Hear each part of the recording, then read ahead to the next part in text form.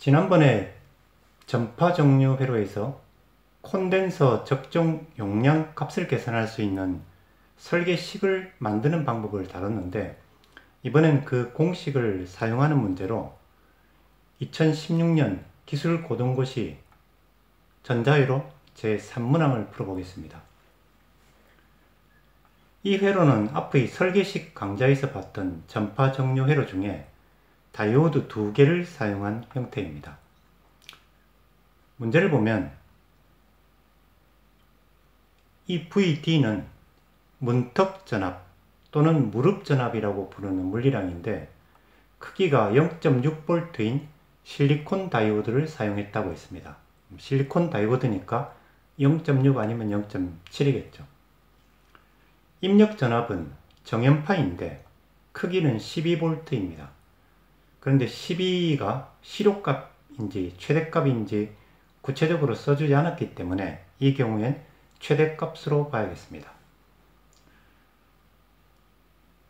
그리고 여기에 VD가 다이오드 무릎전압이라고 정의해줬는데, 문장에서 사용할 기호는 그 문장보다 앞쪽에 정의하는 것이 바람직하기 때문에 이렇게 0.6V를 사용하기 전에 앞쪽에 써주는 것이 좋겠습니다. 이유는 과학기술 글에선 현재의 위치의 글을 읽을 때 그 뜻을 알기 위해서 한참 뒤를 봐야 한다면 글을 한번 읽고 이해하는데 방해되기 때문입니다. 아니면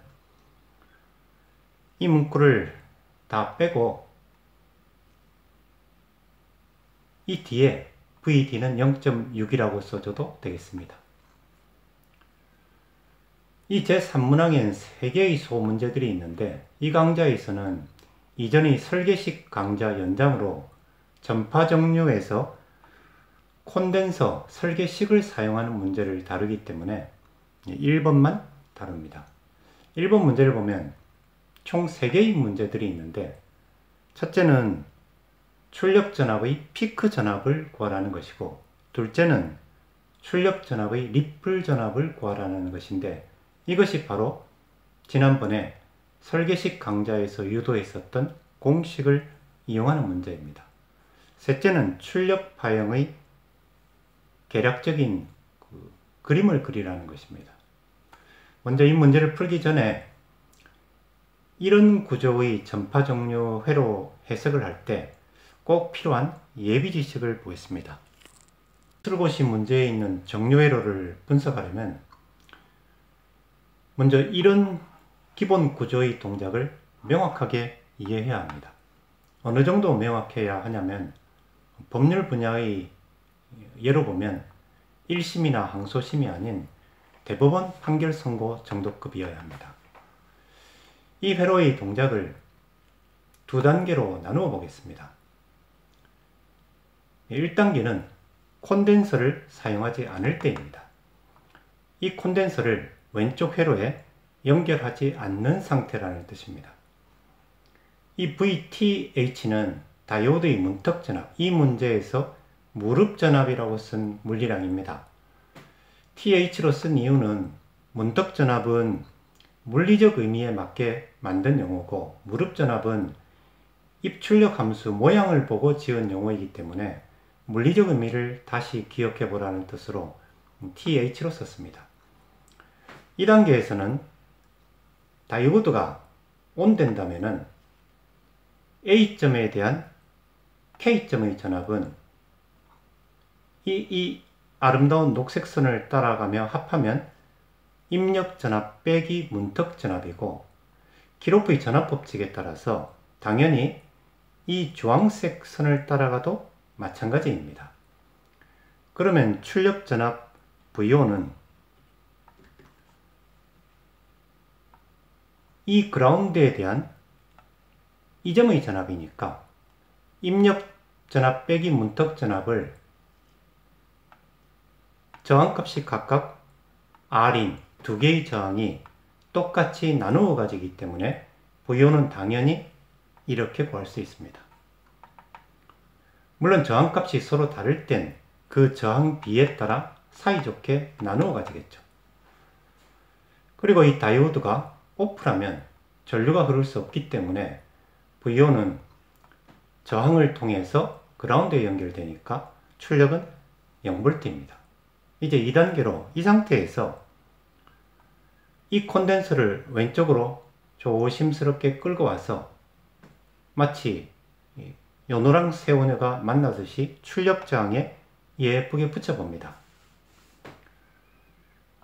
그러면 이 RC 회로에서 발생할 수 있는 동작 상황은 이렇게 세 가지 뿐입니다. 여기 V좌는 연결점 왼쪽 전압이고 V우는 연결점 오른쪽 전압이라고 약속해 봅니다.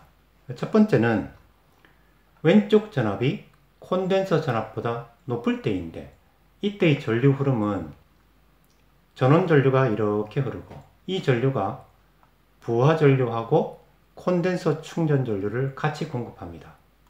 두 번째는 왼쪽 전압이 콘덴서 전압보다 낮을 경우이고 이때 콘덴서 충전 전압이 전원 역할을 하면서 부하 전류를 이렇게 공급합니다.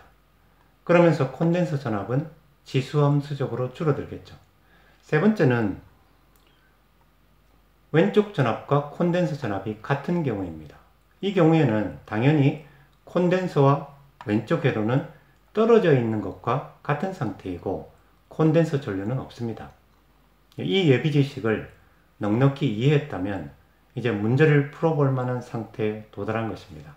만약 충분히 이해 못했다면 다시 곰곰이 생각해야 하고 이제 되었다는 확신을 가질 때 다음을 봐야 합니다. 그렇게 하지 않으면 마치 전혀 훈련도 받지 않고 바로 UFC 10위권 내 선수하고 시합하려는 것과 다를 바가 없습니다. 과욕은 반드시 화를 부릅니다. 회로는 입력 전압의 범위에 따라 회로의 동작이 달라지기 때문에 해석을 하려면 각 경우별로 등가 회로를 그려야 합니다. 등가 회로라는 단어는 이런 상황에서 주어진 회로는 이런 회로와 사실상 같아 그런 뜻입니다. 첫 번째로 D1이 ON이고 D2는 OFF인 경우입니다. 이 등가 회로에서 부하저항과 콘덴서는 각각 이 출력하고 그라운드 사이에 연결되어 있으니까 이렇게 옮겨 보겠습니다. 다음에 이 곡선 내의 회로를 관찰하면은 바로 예비지식에서 봤던 그 회로입니다. 왜 예비지식을 충분히 이해한 후에 이 문제 해석을 보라고 했는지를 알 수 있을 것입니다. 이 저항 하나는 추가되어 있지만은 여기서 여기까지 그리고 요렇게 그리고 이렇게 보면은 예비지식 회로에 병렬로 저항 하나를 추가한 것이기 때문에 예비지식에서 봤던 회로 해석에 아무런 영향을 주지 않습니다. 그래서 이 경우에 출력 전압은 예비지식에서 구했던 식을 그대로 쓰면 됩니다. 흐뭇하죠? 이 경우는 입력 전원이 플러스 영역에서 콘덴서에 충전하는 구간입니다. 두 번째로 D2가 켜졌을 때 D2가 ON이고 D1은 OFF인 경우입니다. 이 경우는 첫 번째와 회로 해석 방법이 동일하기 때문에 생략을 했습니다. 그리고 이때는 입력 전원이 마이너스 영역에서 콘덴서에 충전을 합니다. 일반적인 전파 종료 회로하고 똑같습니다. 마지막으로 세 번째는 두 개의 다이오드들이 전부 오프인 경우인데 이땐 전원 전압으로부터의 에너지 공급이 중단되고 콘덴서에 충전된 전압으로 부하에 전류를 흘려주는 방전 구간입니다. 회로 해석을 끝냈으니까 이제 계산을 해 보겠습니다. 전압의 최대값은 앞에서 구한 이 식에 입력 전압의 최대값 12를 넣으면 5.7V입니다. 리플 전압은 이전 강좌에서 만들었던 설계식을 외워서 쓰면 이 식이었습니다. 여기서 주파수는 문제에 주어진 각속도 정보로부터 계산하면 50이고 리플 전압 설계식에 대입하면 크기는 285mV입니다. 마지막으로 출력 전압 파형은 이렇게 일반적인 전파 종류 파형을 그리면 됩니다. 이왕이면 이렇게 각 영역에서 다이오드의 상태를 써주고 그 영역에서 콘덴서의 충전, 당전 또는 방전 이런 것을 적어주면 좋겠죠. 그리고 이 영역은 입력 전원이 플러스 마이너스 0.6V 범위에 있을 때 콘덴서 없는 경우 전압이 보이지 않는 것을 표시한 것입니다. 문제에서는 계략적으로 그리라고 했지만 그 계략적이라는 단어의 의미가 과학기술적으로는 명확하지도 않고 문제의 다이오드 문턱 전압을 0.6V로 지정해 줬기 때문에 필요할 만한 정보를 모두 썼습니다. 그리고 참고 1은 세 주기만 그렸다고 적는 것인데 이유는 문제에 몇 주기를 그리라는 구체적 지시가 없기 때문에 세 주기만 그렸습니다. 그런 내용을 적는 것이고 이것은 시간이 남으면 검증용으로 해보라는 것입니다. 이전의 설계식 강좌에서 관찰을 통해서 시정수가 반주기보다 훨씬 크면 직류에 가까운 출력을 얻는다고 주장했었습니다. 이 문제의 경우에 그렇게 설계되었는지를 확인을 해보면 시정수는 0.2초이고 반주기는 0.01초입니다.